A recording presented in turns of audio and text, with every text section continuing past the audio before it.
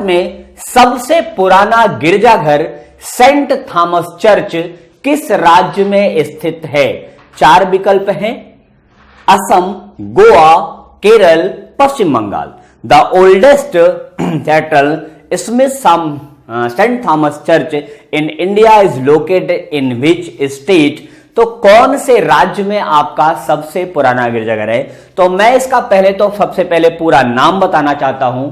इसका नाम है सेंट थॉमस सावरो।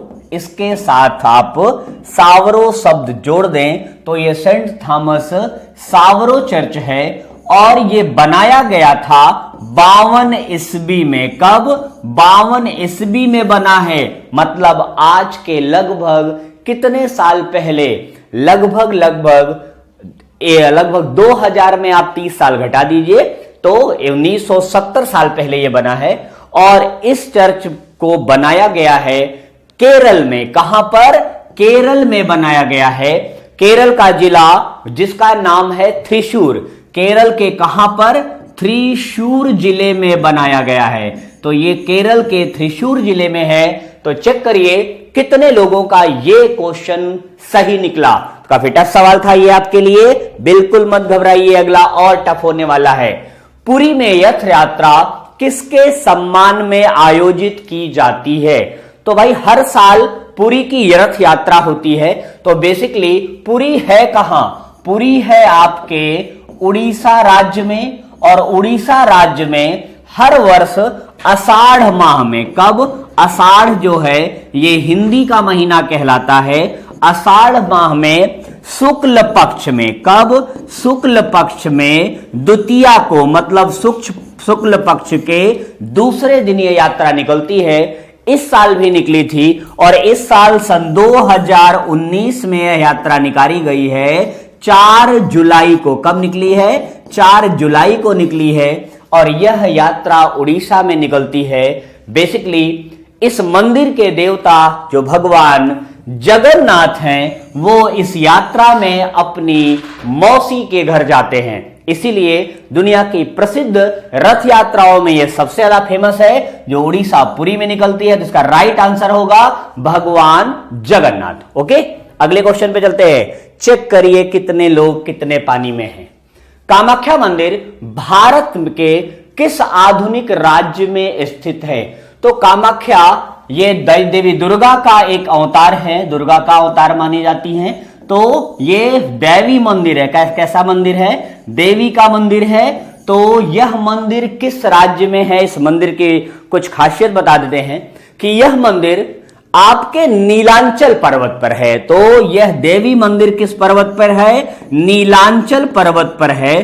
तो यह नीलांचल पर्वत किस राज्य में है? यह नीलांचल पर्वत हिमालय पर्वत का ही एक हिस्सा है, यह भी याद रखिए। तो इन चारों राज्यों में हिमालय का विस्तार कहां पर है? नालंदा, बिहार। मुझे तो नहीं लगता कि बिहार तक हिमालय का विस्तार होगा, नहीं है। ठीक, अब फंसी आपकी गाड़ी मेघालय, मणिपुर और असम में। तो इन तीनों में सबसे राइट आंसर होगा आपका असम में है ये कामाख्या मंदिर। ये असम की राजधानी से मात्र और मात्र 8 किलोमीटर दूरी पर है। ठीक, असम की राजधानी जो है दिसपुर, वहां से 8 किलोमीटर दूर। और गुवाहाटी, तो यहां जो है दिसपुर और गुवाहाटी के बीच में है। ये कहां पर है? ये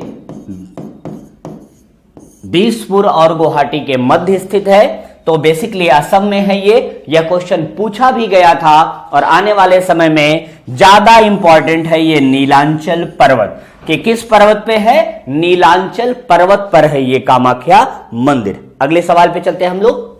हिंदुओं का तीर्थ स्थल सबरीमाला किस राज्य में स्थित है? तो बेसिकली सबरीमाला जो मंदिर है ये भगवान अयप्पा को संबंधित है। भगवान अयप्पा कौन देवता हैं इसके? अयप्पा। तो ये आप लोग विधिवत याद रखिए, ये अयप्पा देव जो है आपसे कहीं भी टकरा सकते हैं, किसी भी एग्जाम में टकरा सकते हैं। कारण है कि यह मंदिर जो है काफी विवाद में रहा। विवाद में क्यों रहा? कि 1991 में जिस राज्य में यह मंदिर है उस राज्य के उच्च न्यायालय ने डिसीजन दिया कि यहां पर 10 वर्ष से अधिक और 50 वर्ष के कम आयु की महिलाएं प्रवेश नहीं कर सकती और महिलाओं का प्रवेश वर्जित हो गया। यह विवाद चलता रहा। इस विवाद का समाधान निकला सन 2018 में। 2018 में सुप्रीम कोर्ट ने इस पे हस्तक्षेप किया और उसने ऑर्डर किया कि इसमें महिलाओं का प्रवेश पॉसिबल है और सन 2019 जनवरी माह में इसमें महिलाओं के प्रवेश को लेकर के प्रयास भी हुआ। 2 महिलाओं ने मंदिर के परिसर में प्रवेश किया, लेकिन वहां के लोगों के विरोध के कारण वो मंदिर के मुख्य द्वार के अंदर नहीं जा सकी और बेसिकली ये मंदिर जो है महिलाओं के प्रवेश से प्रतिबंधित है। ऐसा माना जाता है कि महिलाओं के प्रवेश से यह मंदिर अपवित्र हो जाएगा।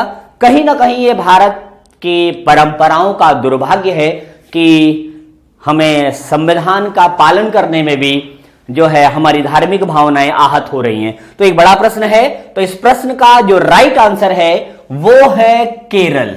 तो ये केरल में है कहां, तो वो सबसे महत्वपूर्ण बिंदु है। केरल में ये जिस जगह पर है वहां पर एक टाइगर रिजर्व है। ये चारों तरफ से टाइगर रिजर्व से घिरा हुआ है और उस टाइगर रिजर्व का नाम है पेरियार टाइगर रिजर्व। कौन सा? पेरियार टाइगर रिजर्व से ये चारों तरफ से मंदिर घिरा हुआ है। क्लियर?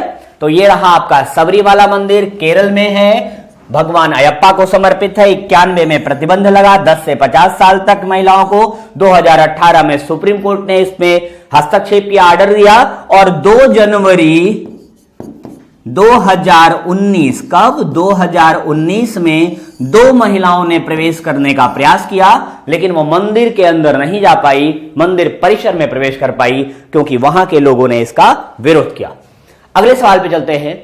हार्नबिल फेस्टिवल, जिसे त्योहारों के त्योहार के रूप में भी जाना जाता है या त्योहारों का त्योहार भी कहा जाता है, किस राज्य में मनाया जाता है? तो हार्नबिल एक पक्षी का नाम है। पहली बात कि हार्नबिल नाम के क्या है, किसका? एक पक्षी का नाम है और इसी पक्षी के नाम पर यह त्योहार मनाया जाता है। कहा जाता है कि यह उस राज्य का सबसे बड़ा त्योहार है। जहां पर मनाया जाता है वहां का सबसे बड़ा त्योहार है, तभी तो कहलाएगा त्योहारों का त्योहार। और यह प्रत्येक वर्ष मनाया जाता है। मनाने का जो समय होता है वो है दिसंबर का पहला सप्ताह। दिसंबर का पहला सप्ताह होता है वो समय। इतने शायद हिंट आपको पहुंचा दे वहां तक। और उसके साथ साथ सन 2019 में भी इसे मनाने का प्रोग्राम है और ये 2019 में 1 दिसंबर से लेकर के 10 दिसंबर तक मनाया जाएगा और ये त्योहार है नागालैंड का। तो आपका राइट आंसर होगा नागालैंड। नागालैंड के जंगलों में हार्नबिल नाम का पक्षी पाया जाता है और उसी पक्षी के नाम पे इस त्योहार को मनाया जाता है। बेसिकली यहां पे जो है एक गांव है कोहिमा से 12 किलोमीटर दूर, वहां पर नागा गांव है। वहां पर नागा संस्कृतियों के विरासत के तौर पर इस उत्सव का आयोजन किया जाता है। बेसिकली नागा संस्कृतियों के बगल में किस्मा जो है, वहां पर किस्मा स्थल पर यह त्योहार बेसिकली मनाया जाता है। प्रतिवर्ष ये मेला लगता है और पहली बार यह त्योहार मनाया गया था सन 2000 में और 2000 से लेकर के अब तक लगातार 19 सालों से यह त्योहार यहां मनाया जा रहा है। क्लियर? तो हार्नबिल फेस्टिवल बेसिकली है क्या? यहां पर जब ये फेस्टिवल मनाया जाता है, ये राज्य सरकार द्वारा मनाया जाता है। ये कोई व्यक्तिगत फेस्टिवल नहीं है, ये फेस्टिवल राज्य सरकार द्वारा मनाया जाता है और नागालैंड की सरकार मनाती है। यहां पर नागालैंड सरकार के सारे मेले लगते हैं, सारे विभाग आते हैं। तो एक मतलब व्यापक त्योहार है ये। एक समझिए जैसे आपके राज्यों में अलग अलग प्रकार के फेस्टिवल होते हैं, उसी तरह यहां भी होते हैं। नेक्स्ट क्वेश्चन आपका है कि झूलती मीनारों वाली एक मस्जिद भारत के किस शहर में है? मीनारें झूलती भी हैं। ये देखिए, भारत अजूबों का देश है कि यहां पर मीनारें भी झूलती हैं। इस मीनार की विशेषता क्या है? इसे झूलती मीनार क्यों कहते हैं? यहां पर अगर सारी मीनारों में से किसी एक मीनार में भी कंपन हुआ, मतलब जो सारी मीनारें हैं उनमें किसी एक में भी मीनार में अगर कंपन होता है तो दूसरी मीनार एक निश्चित समयांतराल पर अपने आप हिल जाती है। जैसे वो घंटी नहीं बजती, रीजनिंग में पढ़ा जाता है कि 2 घंटियों के बीच में इतना अंतर होता है, तो जितनी भी मीनारें हैं यहां पर सब स्टेप बाय स्टेप हिल जाती हैं। और ये मीनारें बनवाई गई हैं 1492 में। ये झूलती मीनारें कब बनी हैं? 1492 में। और इसे बनवाने का श्रेय है सुल्तान अहमद शाह, सॉरी 1492 नहीं बल्कि 1452 होगा। 1452 में किसने बनवाया है इसे बनवाया है सुल्तान अहमद शाह के वजीर सीदी वसीर ने। किसने? सीदी वसीर ने। तो सीदी वसीर के नाम पर इस जो है झूलती मीनार का नाम भी पड़ गया है सीदी वसीर की मस्जिद। तो यह है आपके गुजरात के अहमदाबाद में। क्लियर? यह क्वेश्चन आ सकता है, बहुत महत्वपूर्ण है, तो नोट करके रखिएगा। ठीक, ये जो है बनवाई गई 1492, इसे भी नोट कर लीजिएगा। ओके, अगले सवाल पे हम लोग चलते हैं। नेक्स्ट क्वेश्चन आपका होगा मोनालिसा। नाम सबने सुना होगा क्योंकि दुनिया की सबसे महत्वपूर्ण पेंटिंग है ये। मोनालिसा का सुप्रसिद्ध चित्र किसने बनाया था?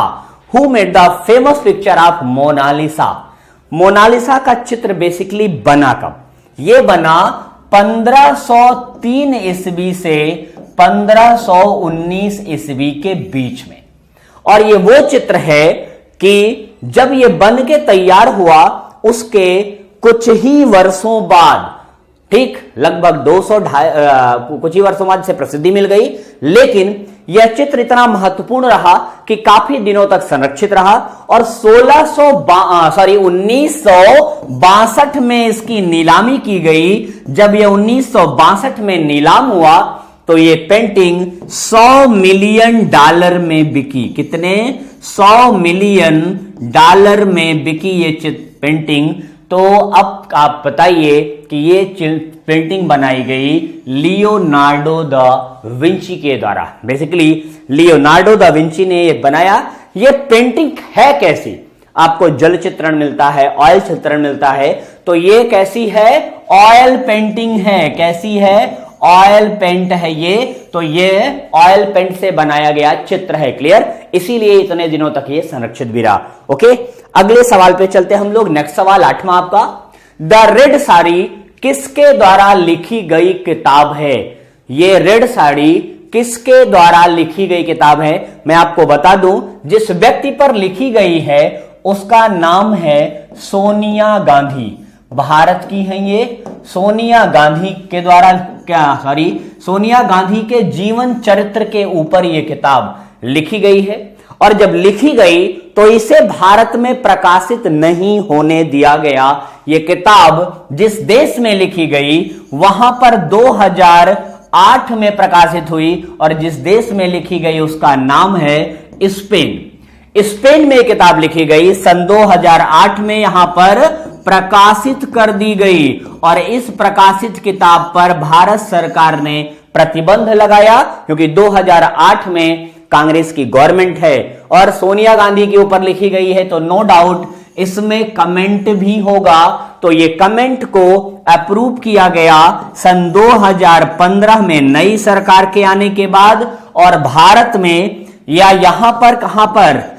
स्पेन में प्रकाशित हुई ये सन 2008 में, भारत में प्रकाशित हुई ये सन 2015 में नई सरकार के आने के बाद। और इसे लिखा है स्पेन के राइटर जेवियर मोरो ने। किसने लिखा है? जेवियर मोरो ने।